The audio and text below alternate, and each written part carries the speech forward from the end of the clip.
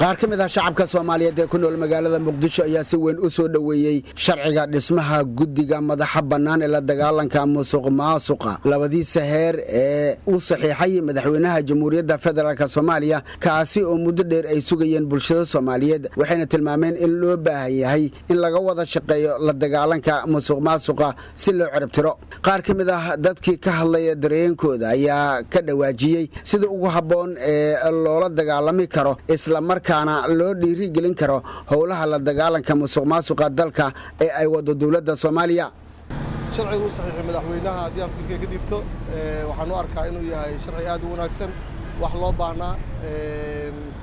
macnaha musuqa in badan buu bulshada macnaha ragaadiyay dhibaato badan buu ka hayay qaasatan dhanka mataqaanaa shaqo raadinta dhalinyarada in badan buu niyajabiyay arday badan oo mataqaanaa jaamacadaha soo bixi markasta oo mataqaanaa ay damcaan inay shaqo raadiyaan ama mataqaanaa taas waxay ku noqotay arrin macnaha aad iyo aad u niyajabisay sharcigan waxaan rajaynayaa inuu mataqaanaa wax badan ka bedeli doono habka shaqaalaysiinta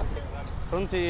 qodobkaas uu ansixiyay madaxweynuhu runtii waa qodob u baahnaa aan isleeyahay ani fikir ahaan in mar hore la ansixiyo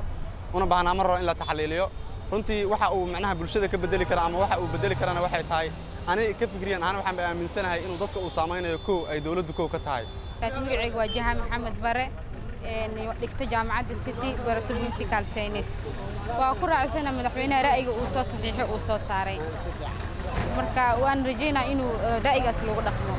waxa uu arkaa inay fiican tahay marka oo soo dhaweynayna madaxweynaha ra'yigiisa musuqmaasuqa sax door ayaa ka saaran dhalinyarada Soomaaliyeed waa inay la shaqeeyaan dawladda Soomaaliyeed dadkooda waa inay isgarab galaan si macnaha horumar loo gaaro magacaygu waa Ismaaciil Cabdullaahi Cabdulle marka hore waxaan u mahad celinayaa telefishinka qaranka Soomaaliyeed Soomaaliya National TV waxaan leeyahay sharciga waxaan u arkaa inuu yahay sharciga ugu muhiimsanay dawladdu ay ansixiso maxaa yeelay sharciga la dagaalanka musuqa waa sharciga ugu muhiimsan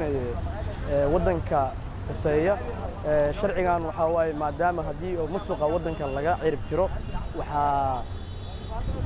kor u kacaya waddankii iyo dhaqaalihii waddanka ayaa kor u kacaya ugu horeyntii magacayga waa muwaadin Soomaaliyeed maxaa yeelay muwaadin Soomaaliyeed ayaan huwanahay madaxweynaha qaranka Soomaaliyeed dabcan arrinta ka dhawaajiyay barnaamijku ka dhawaajiyay waa barnaamij aad iyo aad aan u support gareynaa waa taageerina waa soo dhaweynaa shacabka Soomaaliyeed nahnay waana dabcan waxyaabihii shalay markii la dooranay uu noo balan qaaday